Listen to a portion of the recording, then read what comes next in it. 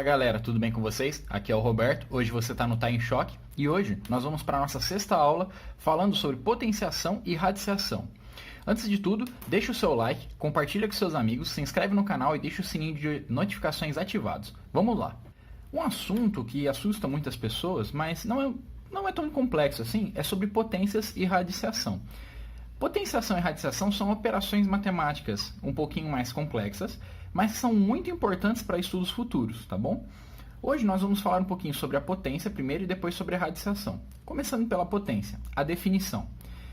Potenciação é quando você pega um mesmo número, nesse caso eu vou dar um número qualquer, eu vou chamar ele de A, tá? Podia ser 5, podia ser 10, podia ser 1000, não importa, eu vou estar dando o nome dele de A.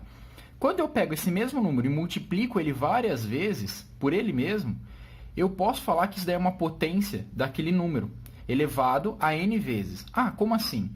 É quando eu pego o mesmo número e multiplico ele várias vezes. A quantidade de vezes eu vou chamar de n vezes. E aí a gente pode substituir essa multiplicação gigante por essa outra simbologia aqui mais compacta, qual nós vinculamos a operação de potenciação, que é justamente esse número que eu tenho elevado a essas n vezes. E esse elevado é justamente a quantidade de vezes, que nesse caso são n, que eu multiplico aquele número por ele mesmo.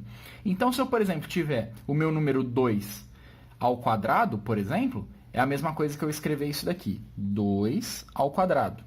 É a mesma coisa que eu fazer 2 vezes 2, tá? Se eu tiver, por exemplo, 2 ao cubo, por exemplo, aí eu multiplico de novo. Ou seja, eu pego o meu número e multiplico ele 3 vezes por ele mesmo. 2 vezes 2 vezes 2. E isso é a potenciação. Só que tem um caso que é uma definição para que tudo dê certo da nossa convenção matemática, que é o caso de eu estar elevando a uma potência que é zero. Nesse caso, a gente vai admitir que A elevado a zero é igual a 1, tá bom? Isso é uma definição. Do resto, também é definição, só que aí acaba caindo nos outros casos que não são tão problemáticos, tá bom? Algumas propriedades que nós temos da potenciação são: a primeira delas é quando eu tenho uma base igual a outra, multiplicando, só que elas têm expoentes diferentes. A base é justamente o número ao qual nós referenciamos, e o expoente é a quantidade de vezes que esse número se automultiplica, tá bom? Quando nós temos bases iguais e expoentes diferentes, sendo que eu estou efetuando uma multiplicação entre eles, eu mantenho a minha base e somo os expoentes. Agora, caso eu faça a divisão entre as bases iguais, só que com expoentes diferentes, então eu faço a subtração de expoentes e mantenho a base. No caso que eu tenho um número negativo elevando a minha base, basta fazer o inverso. Ou seja, eu faço uma fração, 1 sobre aquilo que eu tenho no valor de A, tá bom?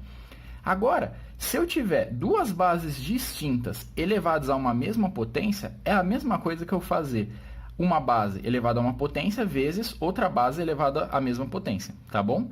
E no caso que a gente tem bases distintas sendo divididas e elevadas a uma mesma potência, eu faço justamente a primeira base elevada àquela potência, dividido pela segunda base elevada à mesma potência, tá? E tem o caso quando nós temos uma base elevada a uma potência e tudo isso está sendo elevado a outra potência. Nesse caso, basta multiplicar o expoente das duas, tá? E você conserva a base, tá bom? Agora, um cuidado muito importante que nós devemos ter é justamente quando temos bases negativas e expoentes pares ou ímpares. No caso de um expoente par, eu vou multiplicar por uma quantidade par de vezes, e isso sempre vai resultar num resultado positivo. Então, por exemplo, menos 1 ao quadrado. Eu tenho uma base negativa e um expoente par. Então, é menos 1 vezes menos 1, que resulta em 1. Já quando eu tenho uma base negativa, só que o expoente é ímpar, eu vou multiplicar uma quantidade de vezes ímpar. E aí vai acontecer que o meu resultado ele vai se manter negativo. Então, por exemplo, menos 1 ao cubo. É menos 1 vezes menos 1 vezes menos 1, que resulta em menos 1. Tá bom? Ou seja, base negativa, expoente. Se for par, resultado positivo. Se é ímpar, resultado é negativo. Tá bom? A partir da potenciação, a gente pode definir a operação inversa a ela, que é a radiciação. Se eu tenho um número A elevado a n, ou seja, esse meu número A se automultiplica n vezes, e a resultado dessa multiplicação é justamente esse número B, falar que eu estou tirando a raiz de B é justamente achar esse meu número A, ao qual eu estou efetuando essa operação. Ou seja, a gente percebe que A é a resposta dessa minha radicação, e a minha radicação, portanto, ela é a operação inversa da minha potenciação, tá bom? Então, quando eu falo que eu quero tirar a raiz de B, a raiz enésima, eu quero achar um número, que nesse caso eu chamei ele de A, que ele se automultiplicando n vezes me dá esse número B, ao qual eu tirei a raiz, tá bom? Então, por exemplo, raiz de 25 ela é igual a 5. Por quê? Porque 5 vezes 5 é 5 ao quadrado, que é 25. E por que eu sei que tem que ser 5 ao quadrado? Justamente, quando o meu índice, que é essa parte aqui, ou representado por n, ele não for identificado, ele é, por padrão, 2. Então, quadrado, nesse caso, tá? Agora, se eu quiser índice 3, índice 4, etc., aí eu tenho que indicar. E a raiz de 25 é justamente um número que eu quero que multiplique 2 vezes por ele mesmo e que me resulte em 25. Nesse caso, vai ser o número 5, tá bom? Agora, uma propriedade muito importante. Se eu tenho uma raiz enésima de algum número A e esse meu número A ele é positivo, n pode ser tanto par como ímpar que eu vou ter a raiz. Tá? Pode ser quebrada, pode ser racional, irracional, mas eu vou ter uma raiz. Agora, se o meu número A ele for negativo, só vai existir uma raiz real se o meu n ele for ímpar. Tá? E se o meu n ele for par, aí minha raiz ela vai ser imaginária. Números complexos a gente vai estudar em uma videoaula futura, tá bom? Nesse mesmo módulo de matemática básica. Mas por enquanto entenda isso. Isso é importante para a gente saber como trabalhar com os números daqui para frente, tá bom? E aí algumas propriedades que nós vamos ter são muito similares à da potência. Então, por exemplo, quando eu tenho um número A elevado a uma potência m e eu tiro a raiz dele, uma raiz n, eu faço o quê? A regrinha, o que está por dentro vai por cima e o que está por fora vai por baixo. Então eu faço o meu radical elevado à razão entre a potência dele e o índice da raiz, tá bom? Depois, se eu tiver uma raiz dentro de outra raiz, é simples, eu mantenho uma única raiz com o mesmo radical aqui dentro, eu mantenho ele, só que aí os meus índices eu acabo multiplicando entre si, tá bom?